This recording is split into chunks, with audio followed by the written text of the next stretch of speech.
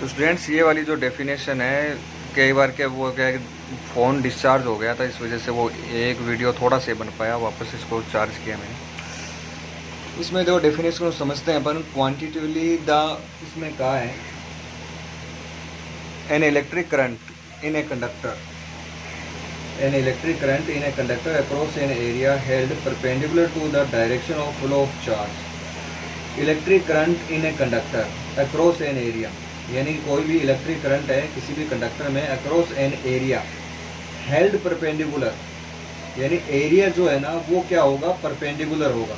Current perpendicular के लिए बात नहीं हो रही, ये लैंग्वेज में थोड़ा सा ध्यान देना। An area held perpendicular to the direction of flow of charge, यानी जो एरिया है ना वो परपेंडिकुलर होगा direction of flow of charge is defined as the amount of charge flowing across that area per unit time, यानी per unit time में उस area से कितना जो चार्ज है वो आपका निकल रहा है, कितना चार्ज है ना वो आपका वहाँ से निकल रहा है, इसको ही अपन क्या बोलेंगे, करंट बोलेंगे। If a charge delta Q passes through an area in a time T to T plus delta T, then the current I at time T is given by limit delta T tends to zero delta Q upon delta T, जिसको आप D Q upon D T भी बोल सकते हो। जैसे कि suppose करो if a charge delta Q passes through an area in a time T to T plus delta T, यानी कि जैसे मान लो ये आपके पास कोई एरिया है, ठीक है, यहाँ से आपका चार्ज निकलता है। एक तो टाइम हमने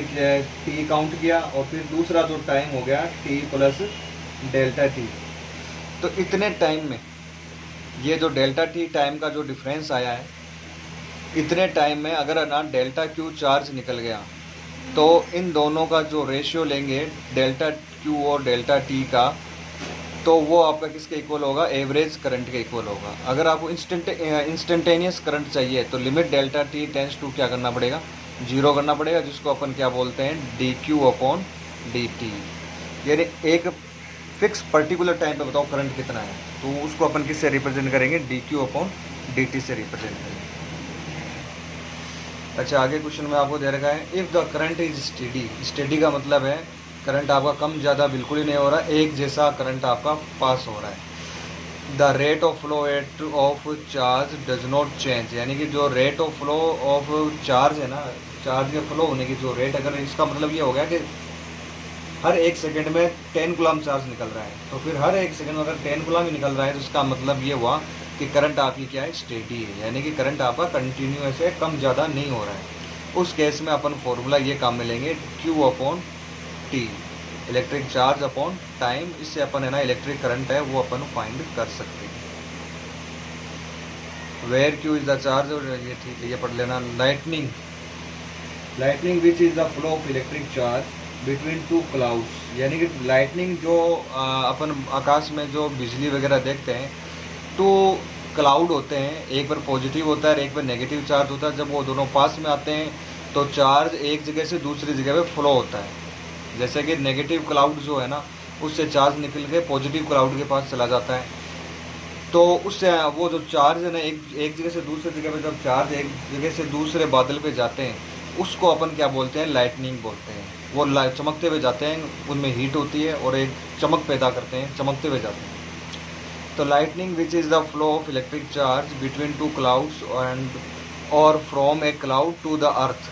अच्छा, ये दो क्लाउड के बीच में भी होता है और क्लाउड और अर्थ के बीच में भी हो सकता है। अगर कोई ना क्लाउड है अर्थ के बहुत पास में आ गया और वो पॉजिटिवली चार्ज है और अर्थ आपको पता है नेगेटिवली चार्ज होता है, तो उस केस में भी ये पॉसिबल है कि वो जो लाइटनिंग है ना अर्थ से टकरा जाए। Is an example of transient current, वो है ना स्टेडी करंट नहीं है। वो कौन सा करंट होता है, उस करंट को बोलते हैं अपन transient current. A current of short duration, एक छोटा सा करंट थोड़े से टाइम के लिए, लेकिन करंट की जो है क्वांटिटी है उसके अंदर चार्ज की वो बहुत ज़्यादा होती है, लेकिन एक स्पार्क की तरह ही होता है। तो वो उस वाले करंट को क्या बोलते हैं, ट्रांजिएंट करंट बोलते हैं।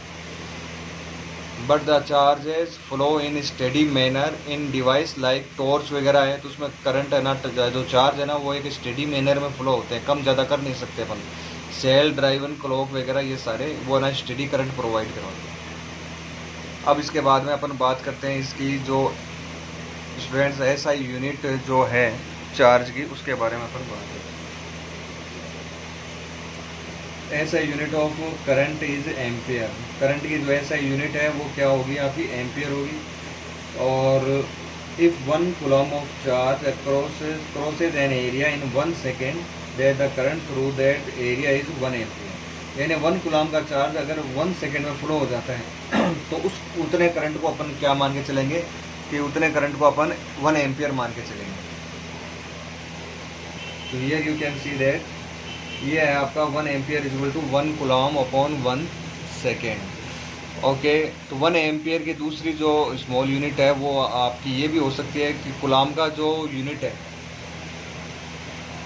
कूलम की जो यूनिट है वो तो क्या होती है C, और पर सेकेंड है तो सेकेंड इनवर्स भी आप 1 एम्पियर को कूलम पर सेकेंड भी आप बोल सकते हैं। इसके बाद में अपन स्टूडेंट्स आगे बात करते हैं। Ampere is 1 basic SI unit. Ampere जो है ना वो बेसिक यूनिट है। We shall formally define it in chapter 4 in terms of magnetic effect of current. इसको अपन है ना एम्पियर को उस आगे जो मैग्नेटिक इफेक्ट वाला जो आएगा चैप्टर उसमें भी अपन है ना स्टूडेंट्स इसको डिफाइन करेंगे। अच्छा, ये जो नई यूनिट है एम्पियर से छोटी यूनिट है, 1 मिली एम्पियर भी है अपने पास, 1 माइक्रो एम्पियर भी है। ये आप अच्छे से देख लेना इसको। ये वैसी यूनिट है जो जैसे आपके पिछले चैप्टर्स में आती है। ओके स्टूडेंट्स, नेक्स्ट टॉपिक पे बढ़ते हैं। Okay students, the order of magnitude of some electric currents we come across in daily life are are follows. Current in domestic appliance, यानी कि अपने घरों में जो डोमेस्टिक अप्लायंस वगैरह होते हैं, टीवी, कूलर, फ्रीज वगैरह, वो ना करंट है ना वो 1 एम्पियर की फॉर्म में होती है। जैसे 1 एम्पियर, 2 एम्पियर, 3 एम्पियर, इस तरीके से, ठीक है ना, इतने एम्पियर की होती है।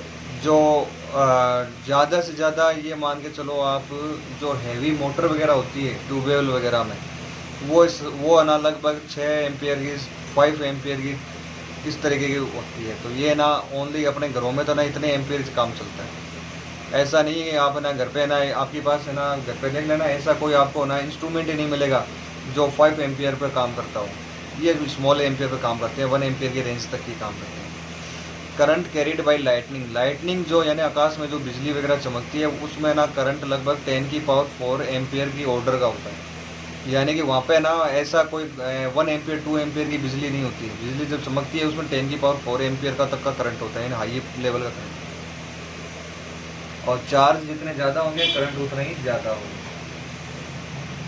करंट इन और नर्वस सिस्टम, बॉडी के अंदर नर्वस सिस्टम में भी ऐसा बोलते हैं डॉक्टर की, नर्वस सिस्टम में भी आपके है ना करंट फ्लो होता है। वो जो करंट की जो रेंज है वो होती है 10 की पावर -6 एम्पियर ऑर्डर की होती है, यानी 1 माइक्रो एम्पियर की ऑर्डर की होती है। आगे students next topic, distinguish between conventional and electronic current. Conventional current और इलेक्ट्रॉनिक करंट में क्या डिफरेंस है, इसके बारे में स्टूडेंट्स अपने को स्टडी करनी है। तो स्टूडेंट्स बात करते हैं अपन conventional and electronic current. By conventional the direction of motion of positive charge is taken as the direction of electric current. यानी जिस डायरेक्शन में आपका इलेक्ट्रिक करंट फ्लो होता है उसी डायरेक्शन में आपका पॉजिटिव चार्ज भी फ्लो होता है। However a negative charge moving in one direction is equivalent to an equal positive charge moving in the opposite direction. अच्छा, जितने चार्ज अपोजिट डायरेक्शन में जितने चार्ज आपके पॉजिटिव फ्लो होंगे उतने ही उल्टी डायरेक्शन में आपके नेगेटिव चार्ज भी फ्लो होते हैं। As the electrons are negatively charge particle so the direction of electronic current is opposite to that of the conventional current. यानी कि स्टूडेंट्स बात ना है तो वही चीज़, बात तो अपन एक ही करंट की बात कर रहे हैं, लेकिन अगर आप है ना पॉजिटिव चार्ज के लिए आप करंट को डिफाइन करते हो कि जिस डायरेक्शन में पॉजिटिव चार्ज जाएगा उसी डायरेक्शन में आपकी करंट फ्लो होती है, तो इस करंट को हमने क्या नाम दे दिया, कॉन्वेंशनल करंट नाम दे दिया। बात करते हैं इलेक्ट्रॉन के बेस पे अगर आप करंट को डिफाइन करते हो कि जिस डायरेक्शन में आपके इलेक्ट्रॉन्स मोशन करते हैं उस डायरेक्शन में अगर आपका करंट फ्लो होता है तो उस करंट को अपन क्या बोलते हैं, इलेक्ट्रॉनिक करंट बोलते हैं। तो इसमें ना ये इसमें साफ लिखा है, as the electrons are negatively charge particle so the direction of electronic current is opposite to that of the conventional current. यानी कि इलेक्ट्रॉनिक करंट जो है वो कॉन्वेंशनल करंट के क्या होगी, आपकी अपोजिट होगी। कॉन्वेंशनल करंट के क्या होगी, ये अपोजिट होगी। यानी कि आप है ना केवल अगर इतना ही बताते हो कि चार्ज की डायरेक्शन में करंट फ्लो होता है तो पॉजिटिव चार्ज के डायरेक्शन में इधर करंट फ्लो हो रहा है, और नेगेटिव चार्ज की डायरेक्शन में भी करंट आपका इधर फ्लो हो रहा है, लेकिन एक्चुअल में जो करंट है वो आपका आई जो है वो इस तरीके से फ्लो होता है इसका। लेकिन है ना, कॉन्वेंशनल करंट को अगर अपन टू पार्ट्स में डिवाइड करके कॉन्वेंशनल करंट और इलेक्ट्रॉनिक करंट में अगर अपन डिवाइड करें तो वो है ना कुछ इस तरीके से डिवाइडेशन होगा उसका कि चार्ज की डायरेक्शन में करंट, तो पॉजिटिव चार्ज इधर जा रहा है तो कॉन्वेंशनल करंट अपन एक नाम दिया उसको अपन इधर मान दिया, नेगेटिव चार्ज आपका इधर जाएगा तो इलेक्ट्रॉनिक करंट आपका भी इधर मान लिया। लेकिन एक तरीके से देखा जाए तो कॉन्वेंशनल और इलेक्ट्रॉनिक करंट दोनों है एक दूसरे के अपोजिट डायरेक्शन में। लेकिन ये वाली जो थ्योरी है ये कब की है, जब स्टार्टिंग में जब है ना अपन ने चार्ज वगैरह के मोशन के बारे में स्टडी की थी तब ये, लेकिन ये थ्योरी आगे ज़्यादा चल नहीं पाई। थ्योरी केवल ये एक ही काम करती है कि पॉजिटिव डायरेक्शन, पॉजिटिव चार्ज की डायरेक्शन में तो आपका करंट फ्लो होता है और नेगेटिव चार्ज की डायरेक्शन के अपोजिट डायरेक्शन में आपका करंट फ्लो होता है। तो ये वाली जो थ्योरी है ये अपन स्टडी करेंगे, इसका अपने कोई यूज़ नहीं है।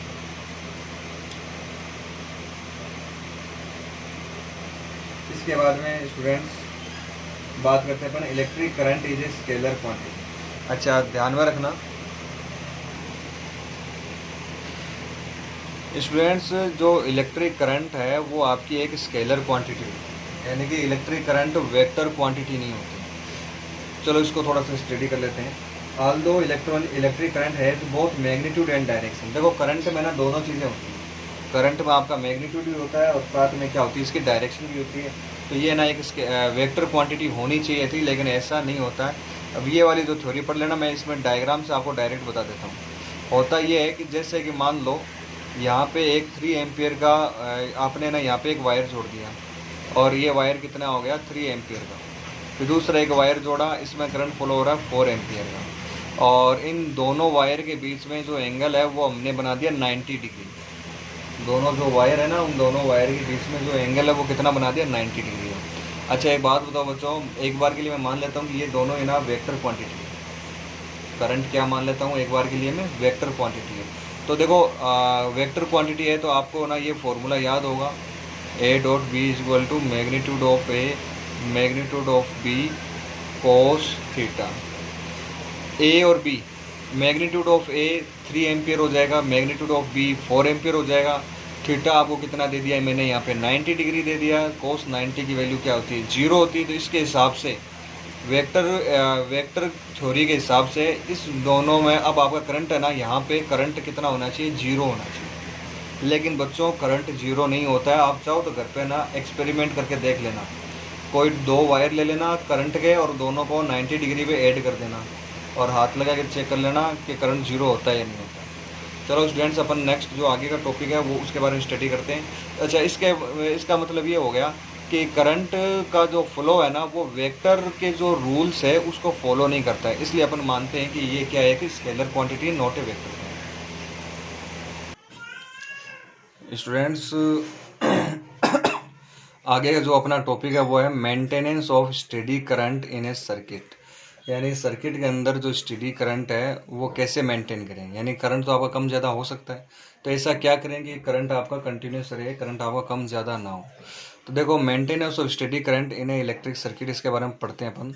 The flow of electric current in a circuit is analogous to the flow of the water in the pipe. यानी कि करंट का जो फ्लो है ना वो पाइप में जैसे वाटर फ्लो होता है ना उसके अकॉर्डिंग अपन इसको एज्यूम कर सकते हैं।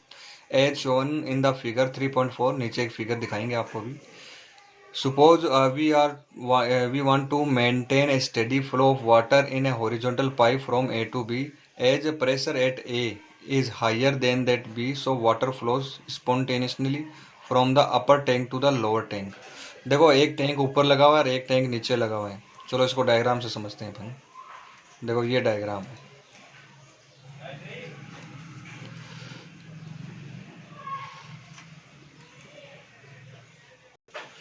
तो ये डायग्राम दे रखा है। यहाँ पे आप देख सकते हो एक तो ये अपर टैंक लगा हुआ है और एक इसमें लोअर टैंक लगा हुआ है। और मैं ना ए और बी के बीच में वाटर का जो फ्लो है ना वो मैं स्टडी रखना चाहता हूँ। तो आप लोगों को पता है कि जैसे जैसे वाटर का ये लेवल ऐसे कम होता जाएगा, प्रेशर कम होता जाएगा, प्रेशर कम होगा तो यहाँ पे वाटर जो है उसकी स्पीड क्या होती जाएगी, धीरे धीरे कम होती जाएगी। जैसे कि पानी की टंकी अगर फुल भरी हुई है तो प्रेशर ज़्यादा रहेगा, पानी ज़्यादा स्पीड से फ्लो होगा। पानी की टंकी धीरे धीरे अगर कम हो जाती है अपने घर में तो प्रेशर क्या हो जाता है, स्लो हो जाता है। तो फिर इस प्रेशर को मैं चाहता हूँ कि पानी की जो स्पीड है ना वो एक जैसी बनी रहे। तो मैंने क्या किया, यहाँ पे एक वाटर पंप लगा दिया, जो ना इसमें से जो पानी आएगा ना उसको वापस इसमें फिल करता रहे। तो जितना पानी आपका यहाँ से निकल रहा है, जितना पानी आपका वाटर की टंकी से यहाँ से निकल रहा है, उतना पानी उसी टाइम इसमें भी वापस फिल हो रहा है। यानी इसका जो लेवल है ना, ऊपर वाली जो वाटर टैंक का लेवल है, ये लेवल आपका कम ज़्यादा नहीं हो रहा है, ये लेवल बार बार में इतना ही रह रहा है।